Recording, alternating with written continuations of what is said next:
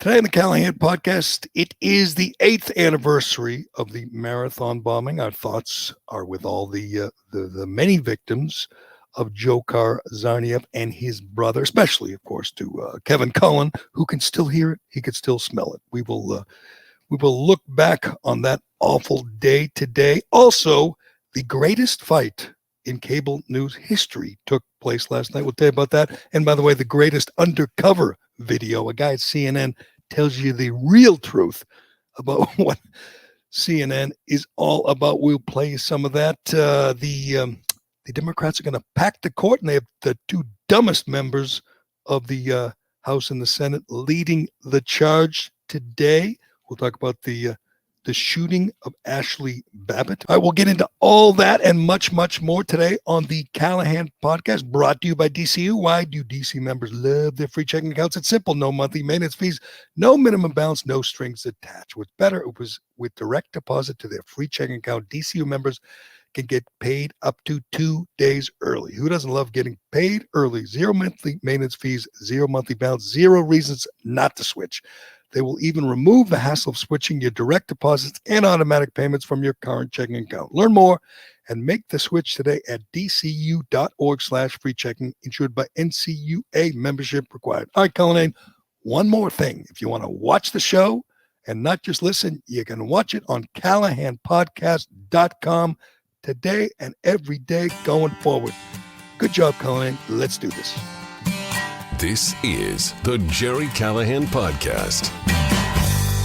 And it is Thursday, April 15th, the 8th anniversary of the Boston Marathon bombing. We still haven't put Dzhokhar Tsarnaev back on death row. That's pending. He's never, I don't think he'll ever see the light of day. Although you never know, with the new Supreme Court with 13 justices, including 12 liberals, maybe there's hope for Dzhokhar Tsarnaev. But it was 8 years ago today that Kevin Cullen survived the marathon.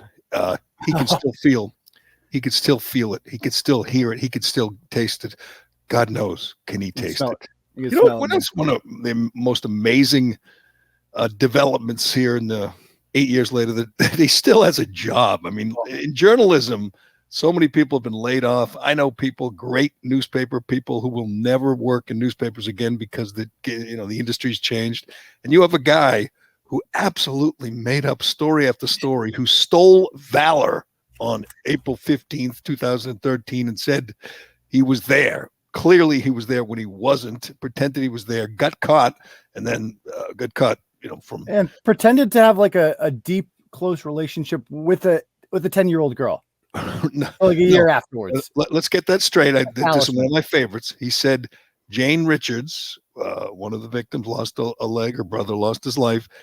Janie, he calls her. Janie is my talisman. And now, that's is a way of saying my good luck charm. So this poor girl who survived the bombing, lost a brother, family was changed forever. She's the good luck charm for a newspaper columnist / fiction writer who made up this whole scenario where he was at the finish line after the bombing, which wasn't true, which he was caught by my former partner and sometimes friend and my old producer, Chris Curtis. They caught him, they exposed him, and the whole world could see what a fraud, what a liar, what a plagiarist. I mean, everything. He violated every rule in the book and didn't lose his job. That's your Boston Globe. That's the standard at the Boston Globe. Not only that, Jerry, he's on a Netflix special. That's what I was going to go. Yeah, you tweeted about this, Turtleboy. I've not seen this yet, but the Netflix special on what? I haven't seen it. It's about, I think it's called Robber. It's about like a Boston. This is Mike Barnacle's kids made this, and Linda Pizzuti paid for it. So it's he's like the official grizzled Boston voice that gives for the out of towner, Jerry, who doesn't know the difference between Rozzy and Hyde Park. That's when they bring Kevin in to let him know, because the intricacies of how the city works. That's my problem with the stories. Like we know guys like Kevin Cullen are going to keep their job at the Boston Globe. Like that's just we're past that point. Well, no, Dave. Yeah. Hold on. Mike Barnacle himself lost his job, and trust me, that's a big move because Mike Barnacle has a very powerful wife and very powerful friends. he got caught making up a million different stories, including the one that eventually ended it for him was making up a story about two kids with cancer in Maine, one black, one white, one dies, one doesn't, one lives, and it was totally fabricated. And he said, "Oh, it was just a parable." I mean, that's violating a cardinal sin. You don't ever survive that. Patricia Smith didn't survive that. Mike Marticle didn't. They have a long history of plagiarism. Somehow this guy survives when he was caught red-handed. And he's white. Not just making up stories, but making up stories to steal from survivors and victims on April 15th, 2015, making it seem like he was right there with them. I mean, you don't get lower than that in journalism, and somehow he survived. And not only that, Jerry, the Globe did a quote unquote investigation that determined that he lied about things, and they still kept him on. They had every reason to get rid of him. Like they had denied, like he couldn't sue them. It's like, we did a fair investigation. We've determined that you were not truthful about a lot of things that day, and goodbye. But they didn't. Right.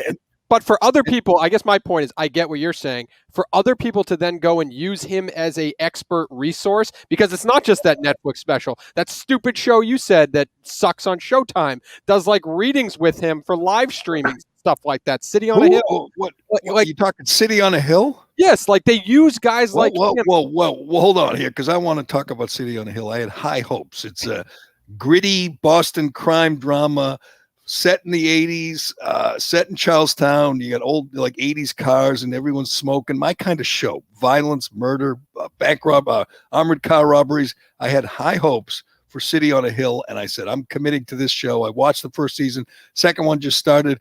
I'm sitting in the middle of the third episode, and my wife got bored and walked away and said, this show stinks. I keep waiting for it to get good. I love those kind of crime dramas. I love Ray Donovan, I love, you name it, Ozark. I mean, they hook me in and I love them. And this show it's about nothing. Nothing happens. It's just, and Kevin Bacon is the most overdone character you've ever seen. I know he's a good actor. I liked him in, you name it, Diner, Footloose. I mean, the guy's in Sleepers, he's great. He's evil. In this character, he's this over-the-top Boston detective who's always got a cigarette and a drink, and he's driving. He's got a drink, a cigarette, and a line of coke on his arm, and he's just a total lunatic. But it's so overdone. You go, okay, enough. It's so poorly acted. Anyway, I had high hopes for City on the Hill. It's disappointing. But what does Kevin Cullen have to do with it? I'm just saying, like, they go to guys like him and use him as a Boston expert and resource. He did some kind of like reading or some kind of topic on the story. So that's my only point, is like the NPRs of the world. Kevin Cullen is a go-to guy still when he shouldn't even have a job. Like, it's insane to me. They don't ever want to give the credit or the respect to the people who and the radio station that brought him down. So if he was exposed by, I don't know, the local PBS or NPR show, was exposed by the I don't even know what it's called, the Jim Browdy show on channel on public broadcasting, the National Panhandler Radio show, for those those welfare kings and queens on there getting paid ridiculous amounts of money by the taxpayers. If they exposed him, which they wouldn't, it might be different, but they don't ever want to give the credit to the people who actually exposed him and brought him down. But I mean, I don't read him. I don't look at the Globe, but I'd be curious if he writes a retrospective today on the anniversary of the day he was at the finish line. Good point. It's a good point. And could smell it and could taste it. Dear God, could I taste it? Go back sometime if you want to see what we're talking about. That was 3 years ago, right? Not 2, 3 years ago. Was that how long ago he did his? I believe it was 2018. Was it the 5th year anniversary? You got to read it to believe it. I mean, I know I've read plagiarists before. I've read Barnacle for years, but this one is so incredible. When you read it after you realize that he was miles away, taking a nap at his home in Hingham, and writing as if he were at the finish line, it is. I'll give him credit. It is creative. It is over the top, and if you realize that he wasn't actually there, you will laugh at the thought that remember the firefighter, Jerry? The firefighter who he never met and who denied being there. It's like the guy.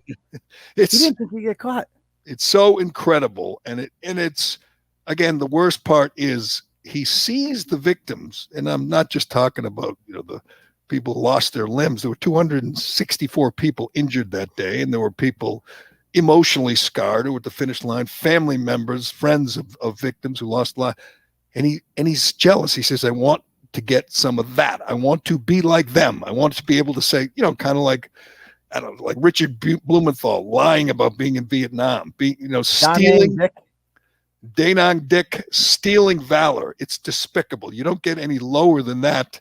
And I guess you do get lower because, as you point out, he's stealing valor from a 10-year-old child, who's, I guess, whatever, 18 now, stealing valor from children who lost limbs.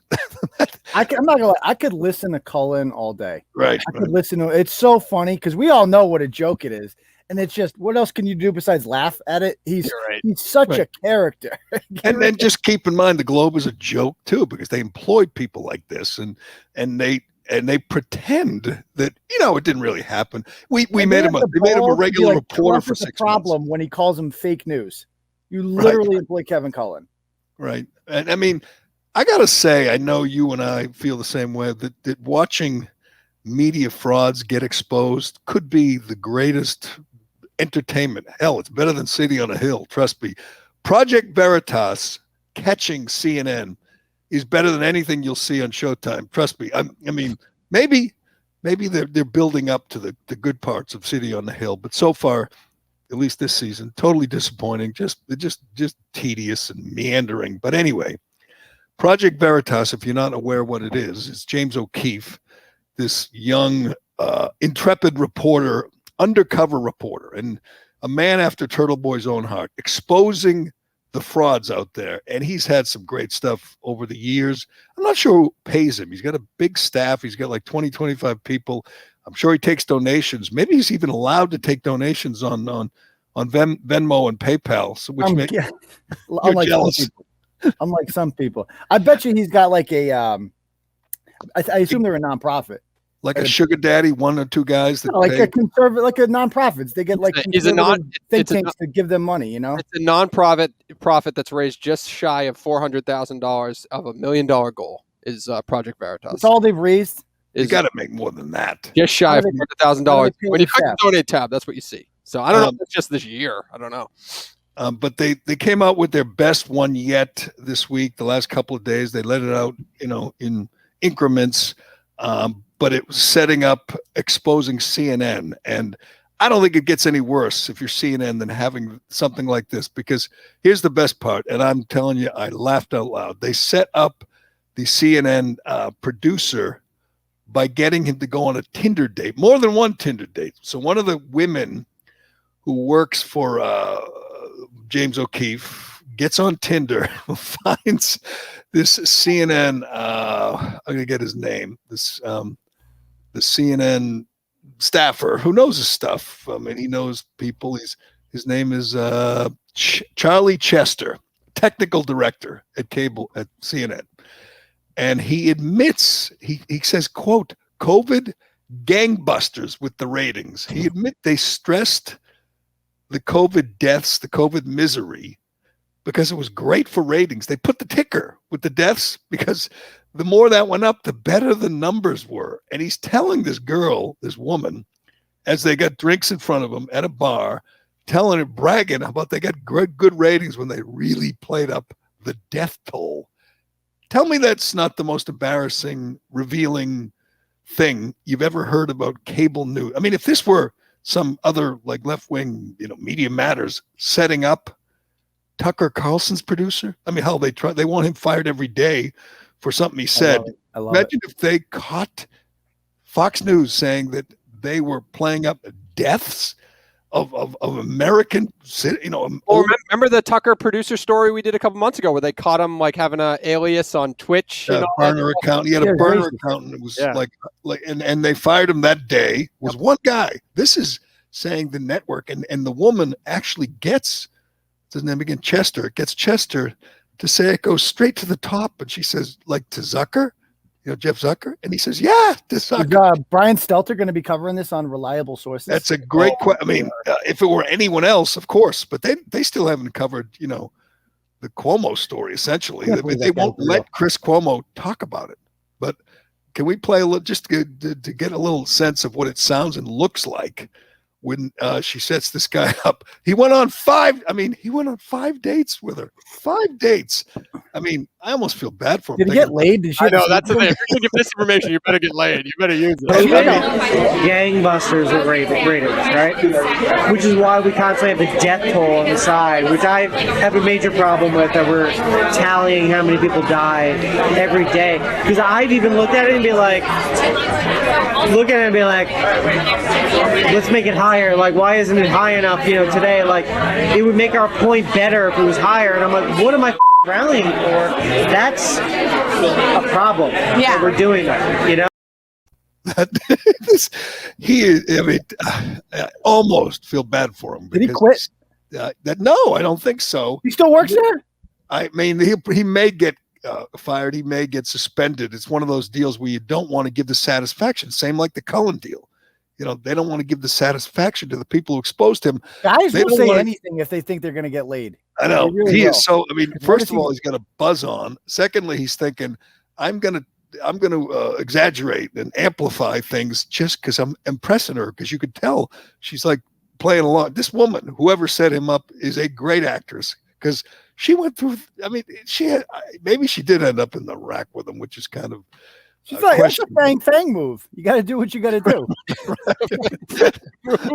Fang. But it's so funny because it sets up CNN, exposes them. And as you point out, like forget Brian Stutler, Don Lemon, Chris Cuomo, Anderson Cooper are sitting there going, oh my God, the whole world knows our game now, but they can't talk about it. They can't fight back. I mean, it's not like they can't legitimize Project Veritas. Right, That's their big thing. They can't legitimize them. And that's what I get at Turtleboy a lot. It's like people won't cite Turtleboy because they don't want to legitimize it, even though the reporting is undeniable. That guy works at CNN, so why not? I mean, that sounds interesting. Although I feel like in his defense, Jerry, what he would say is like, oh, I was just making shit up to get laid. He took. Right? Couldn't he say that? You could say that. That'd be his best out here, wouldn't it be? It would be believable. People would be like, I can relate to that. He actually says in another video that O'Keefe released a couple days ago that what CNN did was get Trump out. He says, I'm going 100% say it. I 100% believe that if it wasn't for CNN, we would not have voted Trump out. That probably is more, I don't know about more damning, but I mean, it's obvious that they did their best. It was a crusade. They succeeded. CNN has influence, Jerry. I know. You can't have it both ways. That's a good question. I mean, do you think CNN, I mean, clearly it was the whole network existed to bring Trump down, to make up stuff, whatever it took. And, they were celebrating the results on the election, but this is a guy actually saying it on tape. And I got the story in front of me, and it says CNN spokesman did not respond to the New York Post request for comment on the Project Veritas report. No word on if he's been fired, but so what? It's all, I mean, they nailed him. What if you're O'Keefe and your Project Veritas? See, this is something you should consider when you expand the Turtleboy empire, is getting people to do undercover video. Would you know how to do that? Like put it in a like a woman put it in her pocketbook, the camera? Well, yeah, it's a problem in Massachusetts though, because it's a 2-party consent state. What if you did it illegally? Would they come arrest you if you posted some video of something? Yeah, like I have a turtle rider who's currently being charged by the Worcester County District Attorney's Office because she taped somebody on the phone, sent it to me. I used the tape, and now she's being charged with it.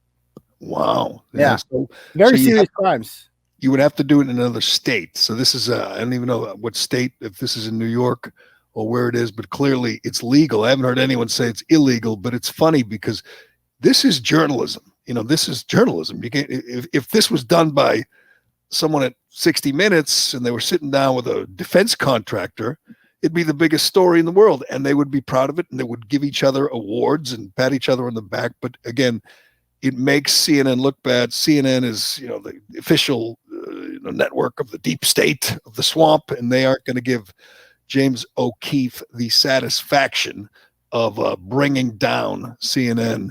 And you got to see it, even if you're a liberal and you love CNN and you love whatever Anderson Cooper, and you got to see it because it's so funny. He's trying, as you point out, might be his best excuse. I was just trying to impress her, 5 dates. I'm not a Tinder guy, obviously. I'm way past that. But is there some rule that a number of Tinder dates you actually have to close the deal?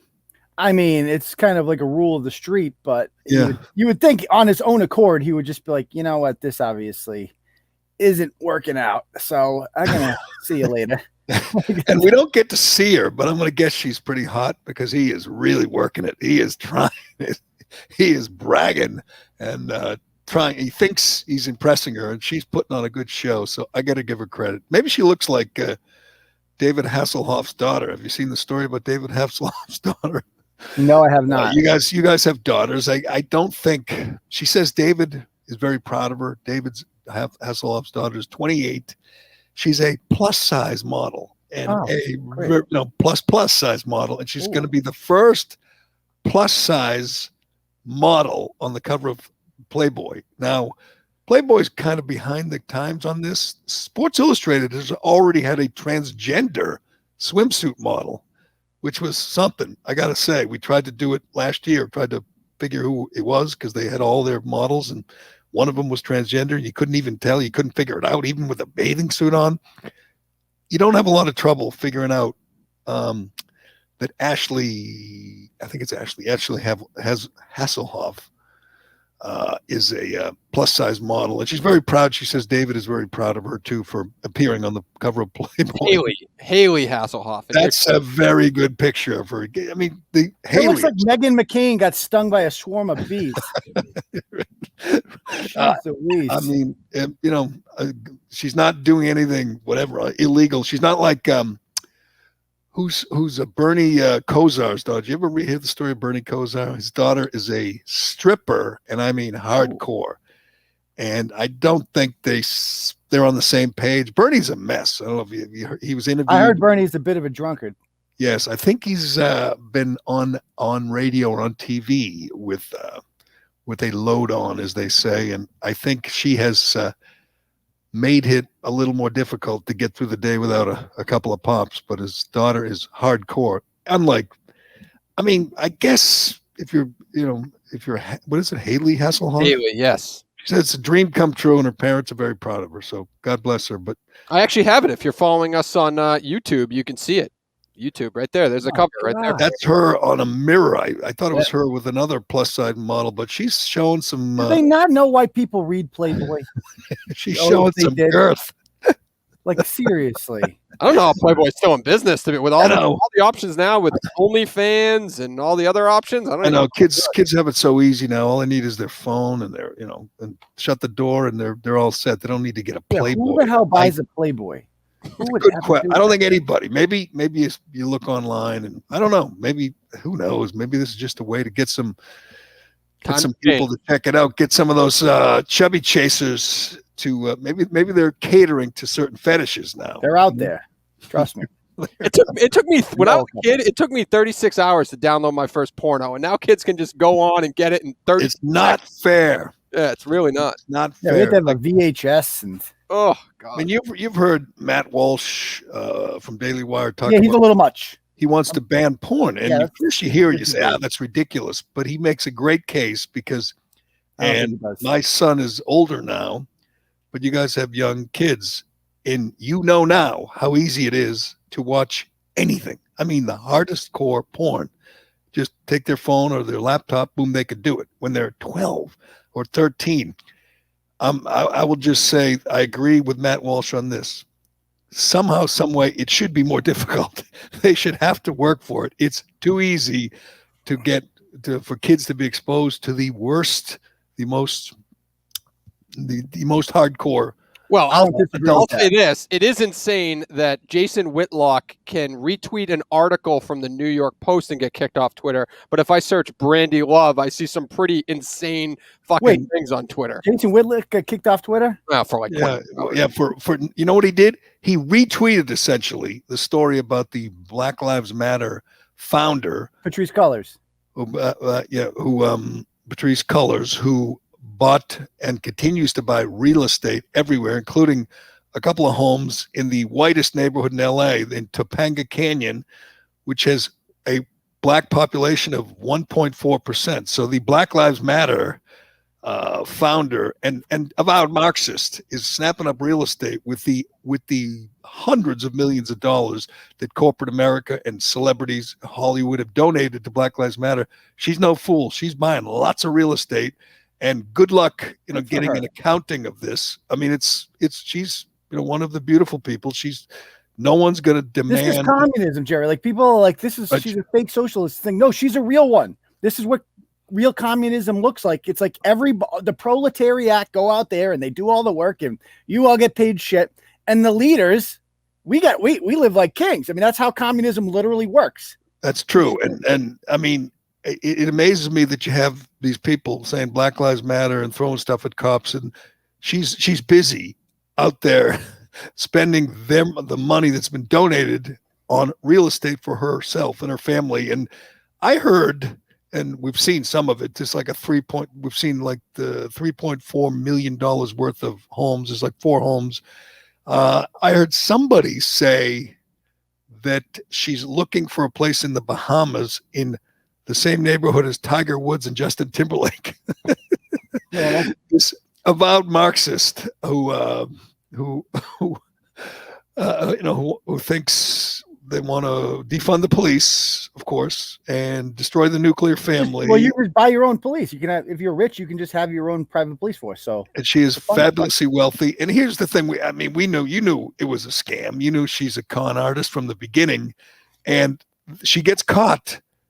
And big tech, this rebel, this BLM founder, this Marxist, is protected by Twitter and Facebook, and they'll protect her from the truth. It's not even, Whitlock barely added any commentary. He just said, he said she's with her people now, right? Isn't that what he said? People, she moved into an all-white neighborhood. This person who thinks that was good. We are controlled by white supremacists, and she wants to live in the whitest neighborhood she can find. But that's all he did. And he gets suspended. And then, of course, they say 3 days later, they let him back on Twitter, and they say, oh, it was a mistake. It's always a mistake. And it's always never happened in the left, by the way. It's always a conservative that they make a mistake with. But he had a great response when he came back to Twitter. What does he call them? Satanic MFers. And he said, never back. And he did. I mean, it's something like you would tweet. He came back and said, don't ever give in to these satanic MFers, which means he's not long for the platform. He will be. He'll be banned again soon. By the way, is he working for the Blaze, Cullen? Do you know, is Whitlock? I haven't seen if he's landed an actual full-time gig anywhere. I haven't seen it. I heard that was his angle when he was when he left Outkick and Clay Travis. He had a messy divorce, as Whitlock often does. And he told his story to Glenn Beck the other day, and I believe he's trying to get a gig with the Blaze, and that'll probably last 6 months, and he'll go somewhere else. But he's been kind of under the radar. He's an idiot. You get kicked off Twitter for something as stupid like that. Turtleboy knows all about that. That's such a great opportunity to build a fan. I'm starting to realize how good it is to be censored. Yes. It really it helps. I appreciate. I like your attitude, but you're full of it. You don't like to be censored. I kind of like. I mean, Jerry, I'm a freedom fighter now. I've been thrust into this role that I didn't ask. I just wanted to write about ratchets, and next thing you know, I'm leading a revolution on the internet to fight big tech. Here we are. I just want to write it. Put that on a T-shirt and sell it. By the way, I just want to write about ratchets. Yeah, next thing you know, here we are. I'm the guy out in front. Me and Alex Jones and Milo carrying the flag. No, it's too bad you don't get more. I mean, I know people just steal from you. Even some of your allies don't give you credit. It's too bad because you deserve it, because you have carved out a hell of a niche. I think this should be your next step. Since last we spoke, I've been banned by another tech company, which at this point, I just notch it up. It's just another notch in the belt. It's almost an honor to be banned by these tech companies, and that would be GoFundMe. So add GoFundMe to the list of PayPal, Venmo, Facebook. Well, Jerry just used the word steal. They basically stole from you. You had $15,000 raised, and they just shut it down and refunded people. And that's true. They took the money from you, gave it back to everybody. And not only did they kind of steal from me like that. But on top of that, they also told the people who donated, it's a slap in the face of them because they're like, you know what? That money you wanted to pay for that service, you didn't really want that. You did, trust me, that was bad. You're a bad person if you wanted to give them, because he's a bad person. Therefore, you should not give them. Here's your money back. As if it's just so insulting to people. Like, well, I want to pay him, so I'm going to pay him. And ironically, you expose some of these GoFundMe scams. I mean, better than anyone. And those people are allowed, you know, like the woman in Lowell we talked about last week, who started a GoFundMe for the funeral for the woman who was, you believe, killed by her own son. And she didn't give the family a nickel. She just they raised a couple grand and just, you know, went out and bought herself something. And, I mean, and that woman can use GoFundMe. You can't. I often wonder, you sit there and you see these stories. I mean, like the one last week where with Ron DeSantis had a roundtable discussion about COVID and the lockdowns with a bunch of like world-renowned epidemiologist and virologist, Scott Atlas from I realized that he's an enemy to the left because he doesn't believe in lockdowns, but he's a faculty member at Stanford, and a guy from Oxford, a guy from Harvard, and they had a discussion. Now, you might not agree with everything they say, but so what? Who cares? They took it down. You cannot see the roundtable discussion with the governor of Florida, the best governor in America, perhaps our next president, and a bunch of world-renowned physicians. You can't see it because somebody at YouTube, probably some 28-year-old radical nose ring freak from Silicon Valley, sit there and said, "I don't like these people." Click, and just takes it down. And it goes along with what I was just saying, because not only is it silencing Ron DeSantis and these other people that were on the video, but it's also telling the millions of people that wanted to watch that video, oh, no, we're smarter than you. You don't get it. You're just a stupid rube. You think you want to watch that video, but that's just because you're ignorant and you don't understand science. And so we're going to protect you from them. It's so patriarchal. We're protecting them, Turtleboy. Don't look at it that way. Protecting people from somebody who's an actual governor who's actually implemented these policies, and they've worked. They've worked. Now you could have Andrew Cuomo do the same thing. Have a round table with, panic porn people, and whoever. Have Walensky on there and Fauci saying we should stay locked down forever, and no one should ever go outside. And even if you get the vaccine, you should wear a mask. And they would be okay with it. I mean, people who've lied and been wrong over and over and over again are okay. But a guy like DeSantis, who's been right all along, is banned. And it just seems bizarre. It seems so brazen, and I guess that's what you get. This is what 80 million people voted for. They voted for more power to big tech, and they're getting it. So I guess we shouldn't be surprised, but it just seems to me that there's very little deliberation. Whoever is doing it at YouTube or GoFundMe or Twitter when they banned Whitlock is just sitting there going, I don't like that. Click. I don't like him. Click. It is. But you know what? It's like, I've been whining about this for years, and clearly nothing's going to get done. Every time they have a hearing in front of Washington, it's just a spectacle in the congressman grandstand. Conservatives complain that they're being censored. Liberals complain that they're not censoring enough. Nothing's going to happen. So ultimately, if you're somebody like me, you have to just create your own platform. And that's actually what I'm starting next week, Jerry. So I'm doing this thing. I've been working on a project for months now with my web developer called Turtle Club. And we're going to live stream right from my website. So eventually we won't use YouTube. You'll just be able to go right to the website, comment on it, watch the live stream, donate that way. We're going to have all the features that YouTube has.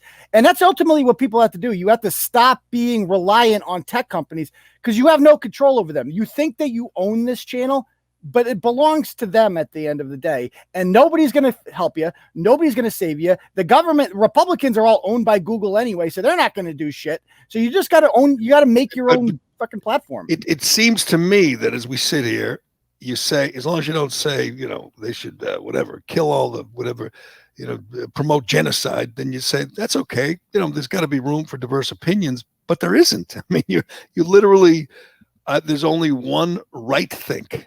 Everything else is wrong think. And somebody, maybe it's a panel, maybe it's a group, maybe it's one person, decides I don't like what they say. It's not illegal. It's not inflammatory. You're not calling for violence. You're not like Antifa.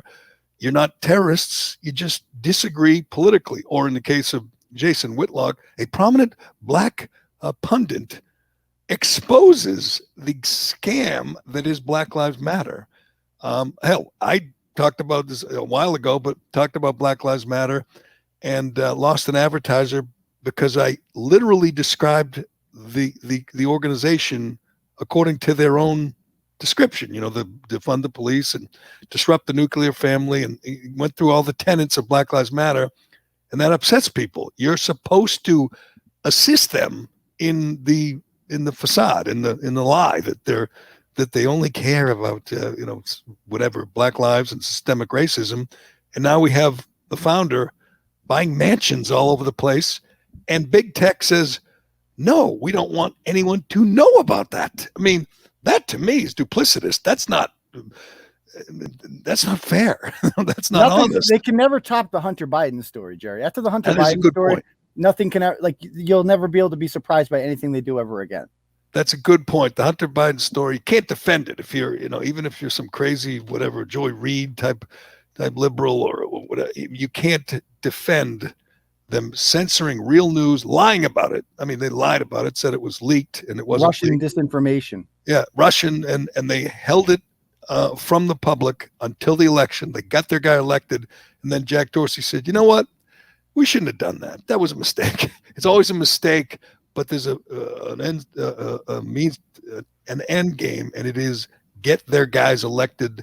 And in this case, I mean, this is going to be wild today. If you're just waking up, they're going to introduce a bill to expand the Supreme Court, which is wild. I mean, I certainly hope it doesn't happen, but here you have some of the most radical legislators, in this case in the Senate, and Ed Markey, yeah, and in the House, Hank Johnson. So the Guam guy. Okay, good. This is one of two or three of the dumbest members of the Senate, Ed Markey. Brilliant mind right there, I was going to say. Who's being led around by wringing his nose by AOC, and Hank Johnson, the man who famously thought Guam would tip over because we had so many troops on Guam, and he asked a member of the military, are you afraid that it will tip over? Wait till he finds out about. Well, I mean, Markey probably thinks the same about Nantucket, Jerry. So, you're two of a kind. You really are two of the dumbest people in this. I mean, all we're missing right now is Mazie Hirono, and we'd have the Three Stooges. That's true. Well, yeah, I'm just gonna guess, Turtleboy, that she's on board with this. It's wild because it's so radical, and I tweeted this last night, and I'm telling you, when you think about it, and you and I talk about this all the time, and we're on the same page. They know how to fight. They know how to consolidate. They play to win. They play to win. And as Jesse Kelly, who tweets about this, talks about this all the time, pointed out, today they're going to introduce a bill to expand the Supreme Court by 4 to 13, and all 4 will be appointed by Biden. All 4 will be as radical as Ruth Bader Ginsburg, more radical than Ruth Bader Ginsburg. They want to tip the scales on the Supreme Court forever. For the rest of our lives, it'll be essentially a third legislative body doing whatever Biden or the Democrats want. But if you list the things they control, I couldn't even fit it in a tweet, put it that way. I mean, when you think about White House, Senate, House, CIA, FBI, Hollywood, academia, big tech, big media, sports, pro sports, Wall Street, on it goes. The one thing they don't control, and by the way, it's a margin of 5 to 4, because Roberts is a reliably liberal vote now. Yeah, thanks, George. They're one vote from controlling the Supreme Court, and they say, nah, not enough. Let's change the law. It's the most naked, cynical power grab I've ever seen in my life. They played it win. Led by a couple of dummies like Markey and Hank Johnson and Gerald Nadler.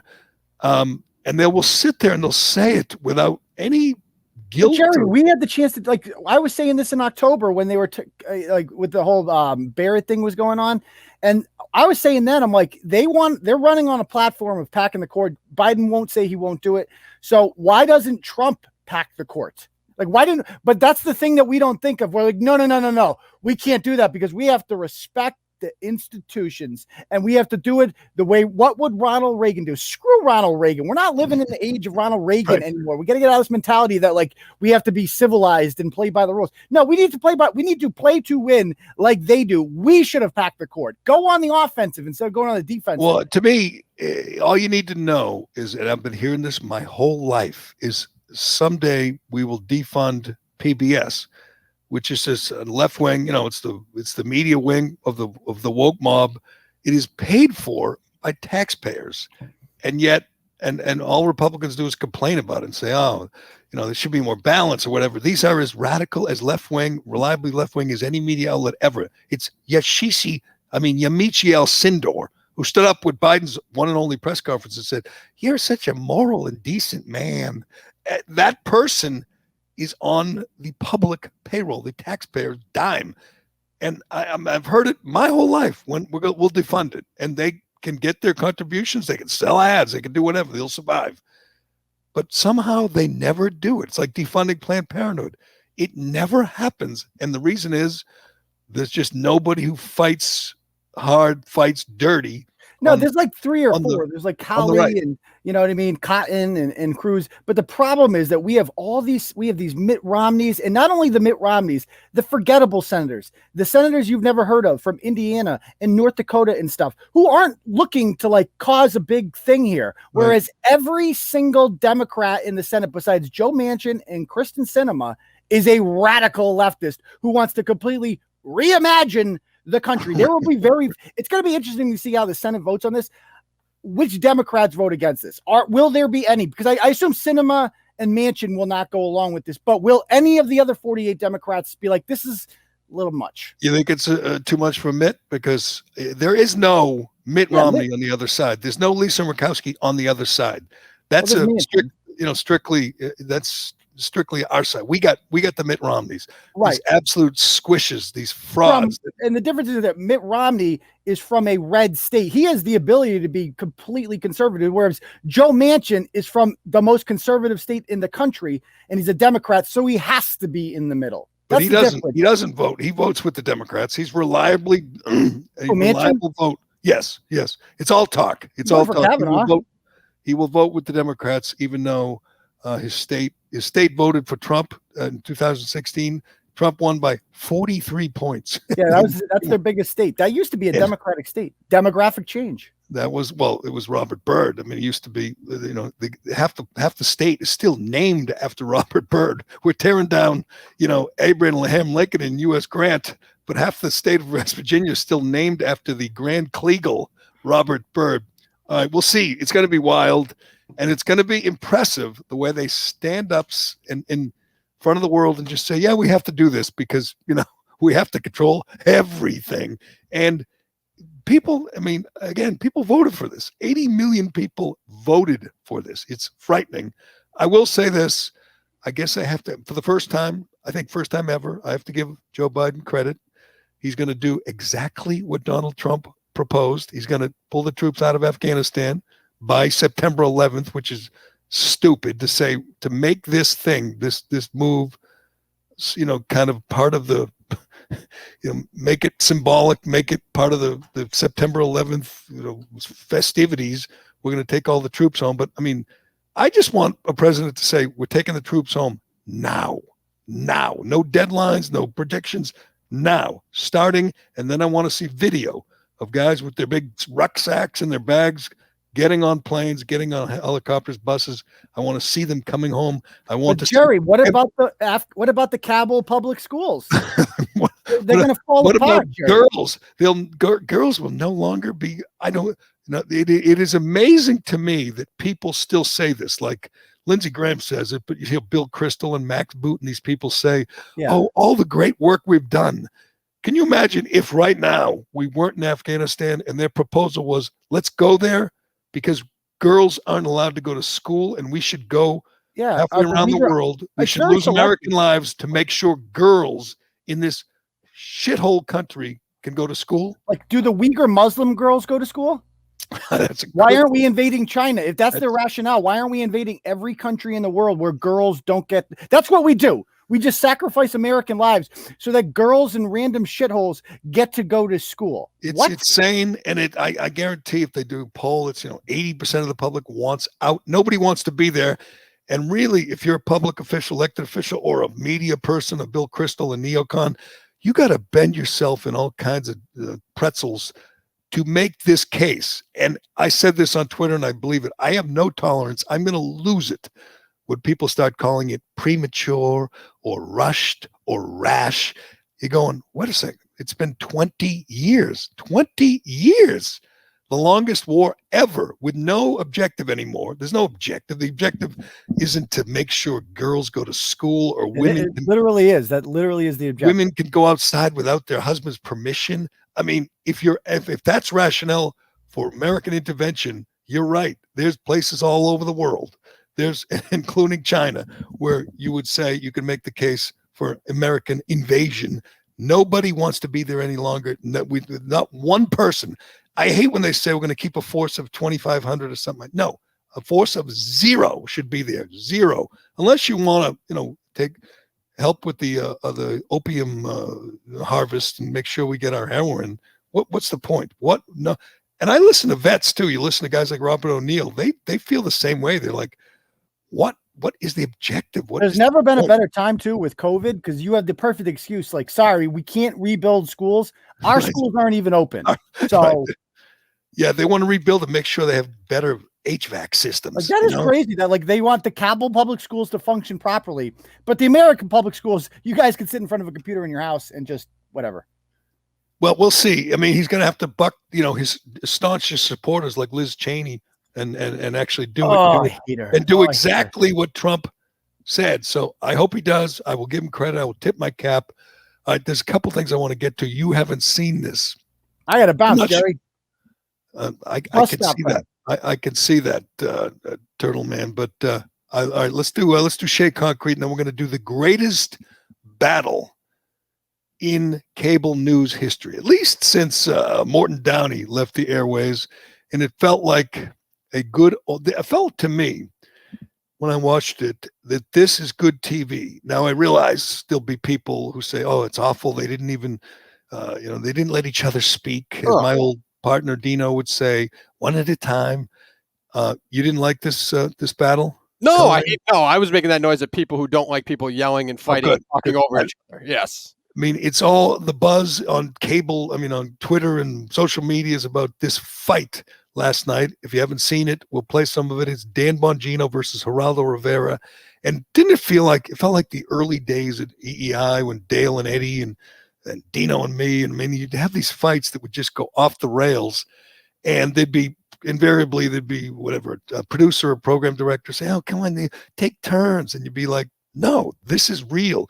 This is what people want." And I believe it to this day. I mean, I don't think you get a lot of those kind of fights anymore anywhere, do you? I mean, is there any radio station or TVs where you get this kind of tension on a daily basis? I don't know. Have you heard Middays? Did you see Gresh? He wears this wrestling T-shirts now, and he gets all. I have not.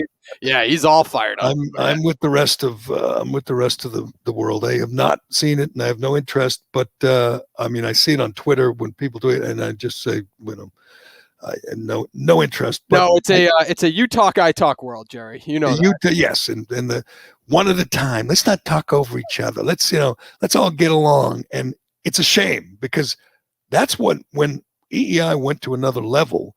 It's when there were these battles that you could pick one side, you root for one side. It was like watching an MMA fight or watching a good game. And I think the people who didn't like that, they weren't listeners. They were consultants, or they were producers or salespeople. The people who were listening and I'd do it. I'd get hooked when Eddie and Dale or whoever would, start fighting, and you couldn't turn it off. Today, there's no, and I mean, when there's a fight, energy goes up, intensity level goes up. If you guys are fighting and that throws Meter off and he misses his headlines by what's you know what I mean? Like everything gets the whole clock, then we're going to get to the weather and the traffic. I mean, those fights were those for the listeners. The listeners, all that mattered, and they got hooked. They loved it. They rooted, and the consultants and whatever program directors hated it, but the numbers reflected the way listeners felt about it. But let me do the Shea Concrete. Let me talk about retaining walls from Shea, and then we'll get to the best fight in cable news that I can remember. All right, here I'll set it up. These guys have been on regularly with Sean Hannity. Dan Bongino, who soon, in a couple of weeks, I believe, will be stepping into the sizable shoes of one Rush Limbaugh, doing every day, noon to 3. I think he'll be good at it. I think he can do solo for hours, and he can talk, and he's smart, and he's a little edgy. He and Geraldo, until last night, have gotten along okay. They shake hands after they fight. They disagree. They go back and forth. But last night, I believe this thing is 7 minutes long, so we're not going to play it all, but they went off the rails, and it got personal, and it got nasty, and I must commend Sean Hannity, because he got out of the way. Nothing worse than a host who says, come on, guys, come on, let's not fight. He let them fight. Now today, everyone is watching it on social media and realizing just how real it was. There was no play acting, pretending here. These two went at it, and I'm not sure they're going to be able to make too many more appearances together, because you can feel the hate. You tell that to the black families that see their sons being killed. That's all you twice got. the rate you of got white nothing else, sons. buddy. That's got nothing fact. else. That's a fact. You've got nothing else. All you want to do is see the country burn. You just want to see the country burn. That's it. I want to see the country burn. You son of a bitch. I want to see the country burn. You punk. You're nothing but a punk. Yeah. You're a punk, Bongino. You're a punk. You wouldn't tell me that to my face. We'll leave it there. Coming up, the left continues. Oh, he's still going. He is going. We'll leave it there, Hannity says, and then cut away, and he's still yelling. I will say this in Geraldo's defense. He lost his cool, and I'm going to guess today, and he's done this before, where he apologizes today. He'll apologize because he lost his cool. For what? But for what? What do you think? What do you think, Dan? Do you think Dan Bongino needs an apology? Who gives a shit? No, but I'll predict if it hasn't happened already. He'll say, "I'm sorry, I lost my cool." But it was great. That's how long was that? 30 seconds. That's 30 seconds out of 7 minutes. And I will, in defense of Geraldo, say that he would absolutely say that to Bongino's face. Geraldo's 77 years old, but he's crazy, and he doesn't mind the fight, and he thinks he's a tough guy. He thinks, Bongino's like a badass, whatever.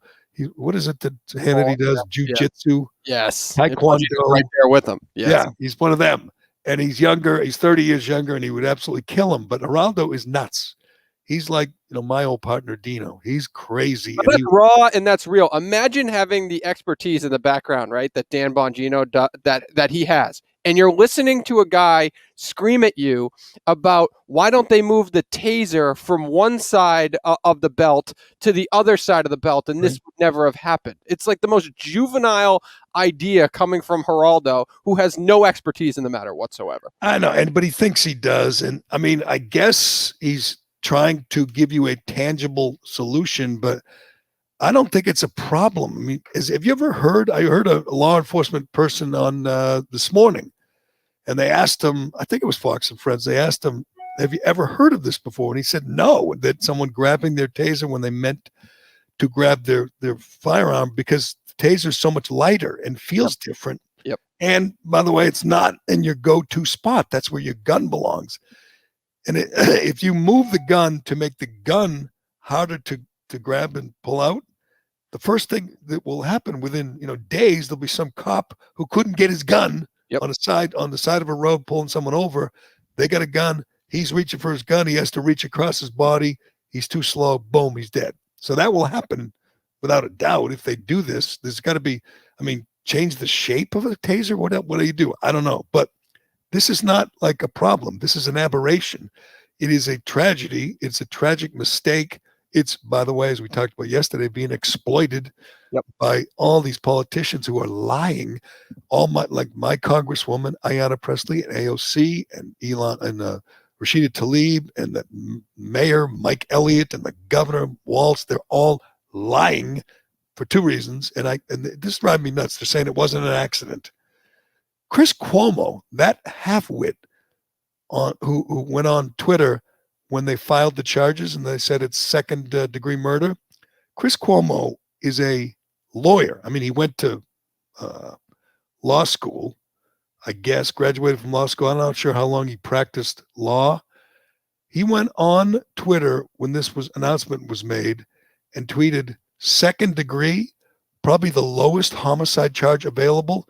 Is this accountability? So he wanted Kim Potter, the cop who resigned, who's facing charges, to be charged with first degree murder. Now, that's insane. That's silly. It's overcharging. She would beat the rap. And there's literally evidence right now that says that that's not the case. Like, I mean, you see the video. I mean, obviously, it's not first degree murder. Obviously, she made a mistake on video. An audio, you hear her say, I'm going to tase him. I'm going to tase him. And then she goes, oh, shit, I shot him. Clearly, I mean, it's not even a debate. This should be settled. This should be a plea agreement. We know what happened for a change. And the only way they can capitalize on this, these politicians and media people, is to lie, say it's about race and it wasn't an accident. I mean, AOC doesn't exactly, take questions or invite conversation on this, but what would she say if you said, what do you mean it's not an accident? What was it? What was it? Like a hit? Yeah. I mean, if it's not letting her off the hook when you say it's an accident, you're just stating a fact. Well, what's second degree carry? Maximum 10 years? That's what she's saying? I'm not sure. Yeah, I heard it was, let me get it up here, but something like that. Yes. Yeah. And so you think she deserves like life? I mean, when she clearly made a mistake, and none of them want to blame, Dante Wright for his role in this. Again, if he complied, he's alive today. If he didn't try to make a run for it, which is bizarre because he was never going to, get away. I mean, second degree manslaughter. I'm going to guarantee you this was discussed, and they said, what are the parameters? What's the definition? And they said, clearly, this is second degree manslaughter. And it says, can apply to cases when someone has, quote, unreasonable risk and kills another person through negligence. Maximum conviction punishment is 10 years. Yes. Which, do you really think? And she got $100,000 bail. On the same day, the cop who shot Ashley Babbitt to death, an unarmed protester, not only are there no charges, they won't even name the guy. To me, this is crazy. And I know I've been fighting with people on Twitter. I know they say that she was committing insurrection and treason. If she were a threat and she had to be shot dead, then why didn't the cops shoot everyone there? They were all trying to climb through the knock down that door and go down that hallway. Why is it okay to shoot one person and not others? If they're all committing treason, if they're all committing insurrection. And by the way, there's a new video out. Tucker had it last night. When they shoot her, when that unnamed cop, who will never be named because the media has no interest, when he shoots her, there's a whole bunch of cops right behind her. Capitol Police, and they're like leaving. They're heading down the hallway, down the stairs.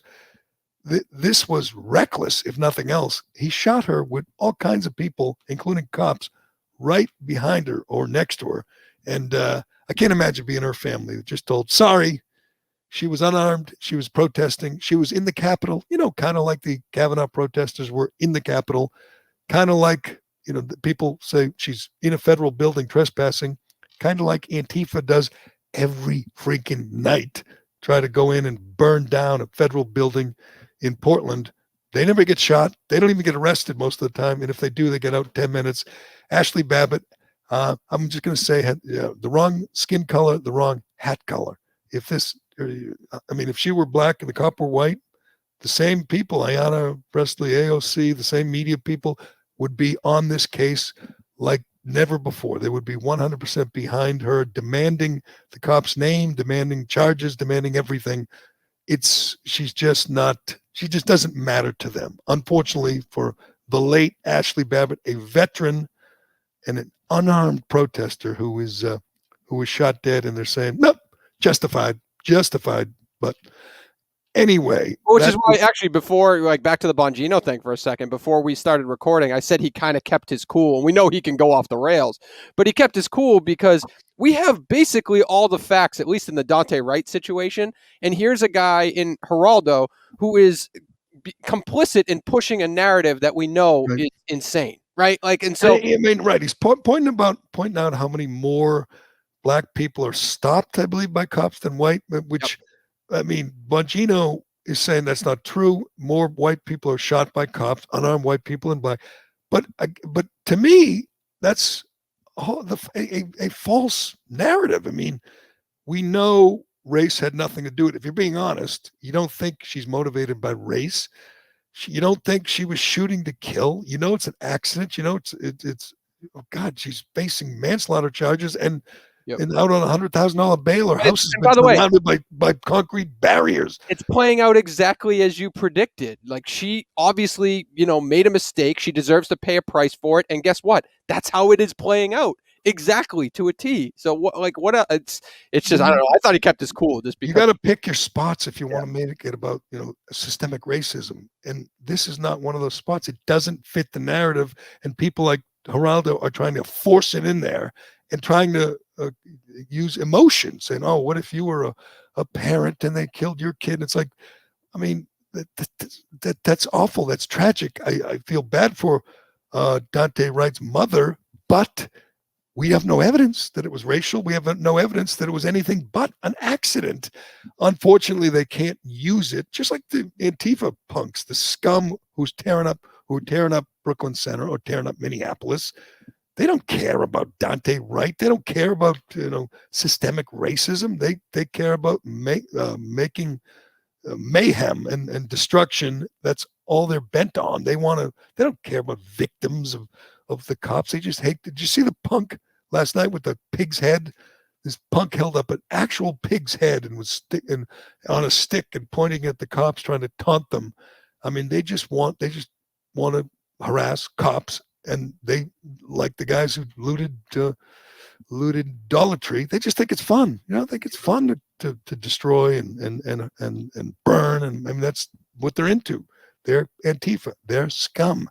And they know that no politician, at least no Democrat in these inner cities, will criticize them. It's amazing. None of them will say, stop that. What you're doing is you can't justify it. It's wrong.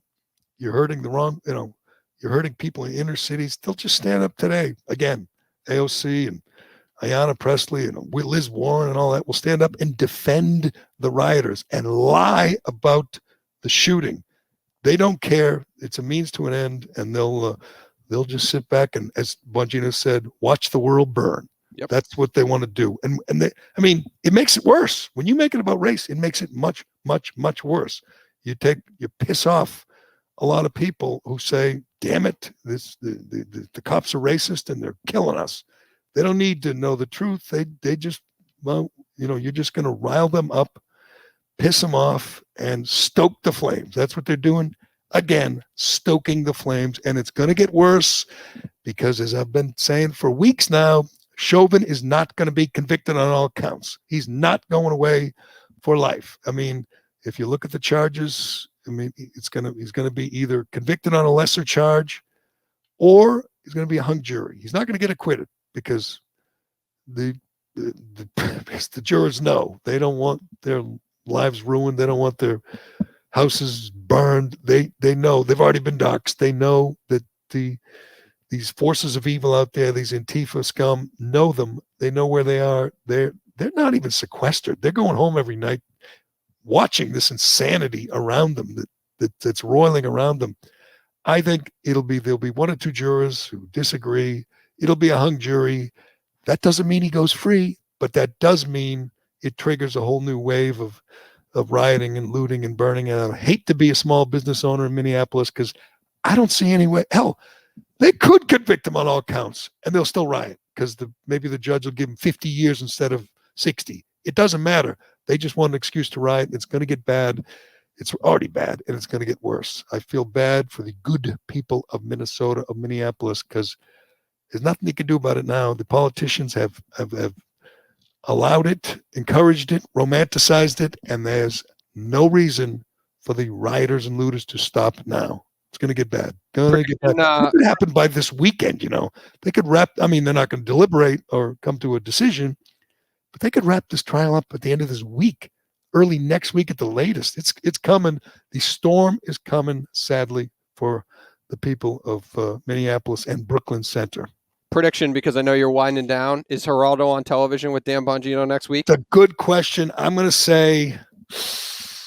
If the answer is no, it's because of Geraldo. Like Geraldo's like, right. Oh, no question. No, right. Dan Bongino loved it. Like you can tell. Bongino takes pride in being able to handle that. See, we used to feel that way on the radio. I mean, we'd have these wild fights, and just say that was good. That we would literally say, that was good radio. Let's do it again. I mean, you'd still have a little tension in the air at the breaks, but they have to know that that's what.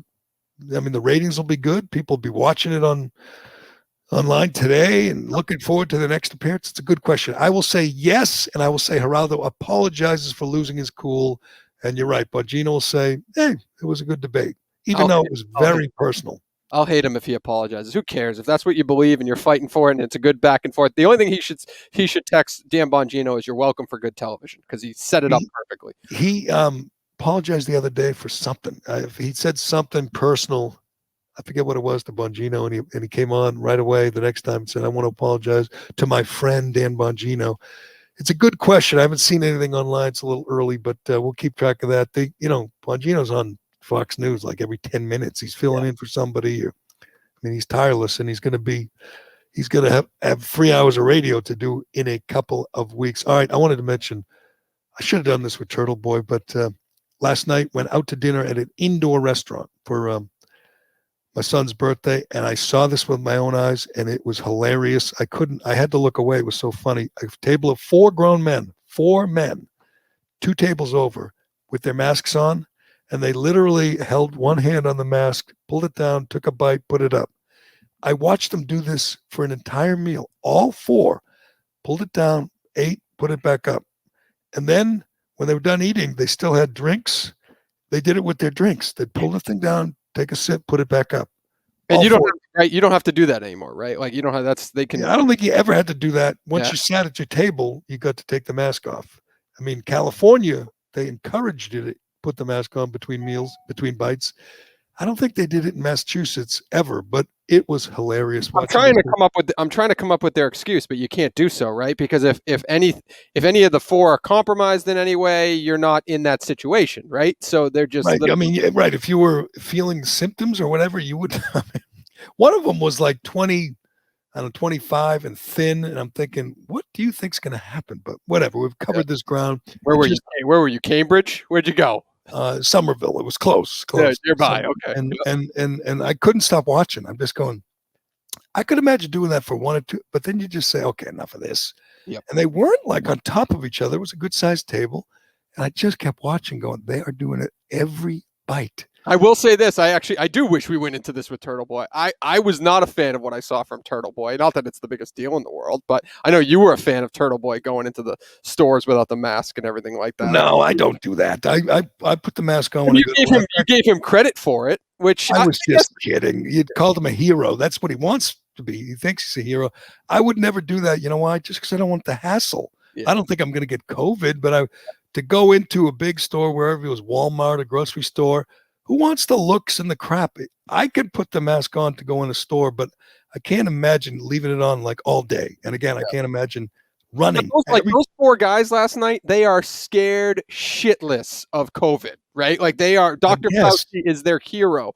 Even though I disagree with them, I don't want to make them uncomfortable in any way. But why, if you're scared of COVID, why go to an indoor? This was indoors, and I hadn't been to too many an indoor restaurant and have dinner. If you're so, I mean, does that sound like a pleasant experience? Pull it down, bite, pull it up, down, bite. I mean, it seems to me you would get takeout. Bring it home. Take it. Maybe they leave it on at home. It was a nice day too. You could have eaten outside. Take out, eat outside. I thought there were a couple people outside. It was a little cold, but there were a couple of people. If you're that paranoid, right there's a table. There was tables outside, and I'm thinking, that's the way they go through life. Like every time they do whatever, have a cup of coffee, boom, boom, boom, boom. There, and I looked at them and I said this to my son. I said, they will do that 5 years from now, 10 years from now. The rest of my life, there will be people, and mainly it'll be like airports and travelers, but you will see people at the mall or at a restaurant for the next 10, 15 years, masked up and acting as if the virus never went away. They're already doing it. I mean, people with the vaccine, people who are with their own family are doing things like that. And it's all just theater. It's all just performance. My mother didn't come to a family birthday party on Sunday afternoon because my father went to a wake and the person died of COVID. It was the wake. So she did not, they are both fully vaccinated. She did not feel comfortable coming to the family party. I don't get the idea. I mean, I would think, and again, Fauci's the biggest anti-vaxxer in the country. He's the one convincing people there's no point in getting vaccinated because he tells them nothing will change. The way to get people vaccinated, and everyone's encouraging it, and they get celebrities encouraging it, and selfies of Jim Acosta, to encourage people, is to say, once you get the shot, throw the mask away, go to the mall, go to see your friends, go to see your kids, grandkids. The second that second shot is in you, live your life. That would change everything. But that would mean Fauci has lost control. That would mean Fauci's days. Well, I mean, the Johnson & Johnson thing hits yesterday. Everybody sees it. Who is Team Fauci goes into a panic, and he's on every cable television station within 5 minutes of the announcement. When you stop and think, you go, wait a second. One person died. 6 people blood out of 7 million. As one skeptical doctor said this morning, I said, if that were the standard you used, like 1 death, 6 blood clots, you would ban Tylenol. You'd ban Advil. I mean, you have more complications from Tylenol than you do from the Johnson & Johnson vaccination.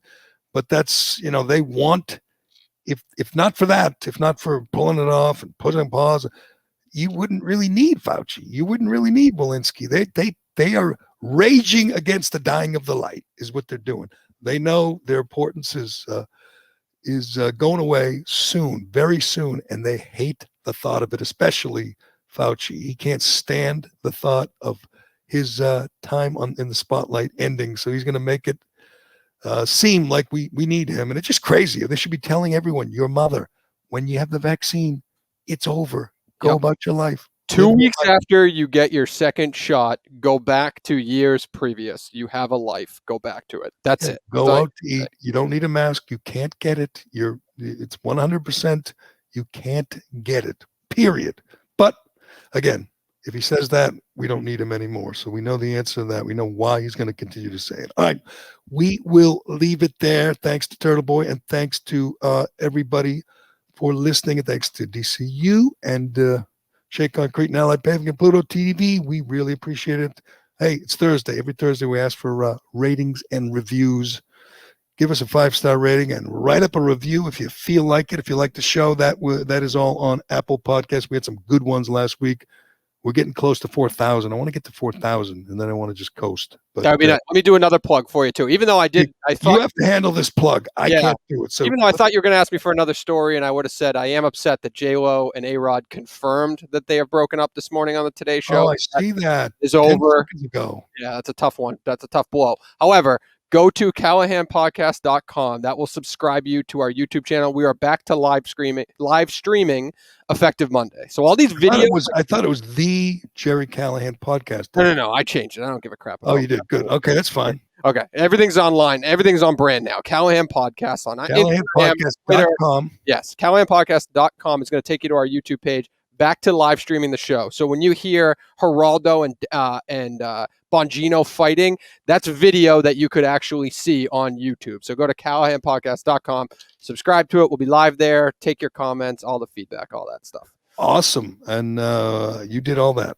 Dunzo. And we'll also, we're going to push YouTube because that's just easier. We'll be on Facebook. We'll be on Instagram, but YouTube we'll be banned by all of them eventually. Yeah, we'll be done. We'll be screwed, and we'll be calling Turtleboy's technical director. Wait till they find out we have Turtleboy on with us. They'll all ban us the next day. But good job. We appreciate it. Do what Cullen had said, go to callahanpodcast.com and subscribe. We really, really appreciate it. I'm Jerry Callahan. This is the Callahan Podcast, and we will talk to you again real soon.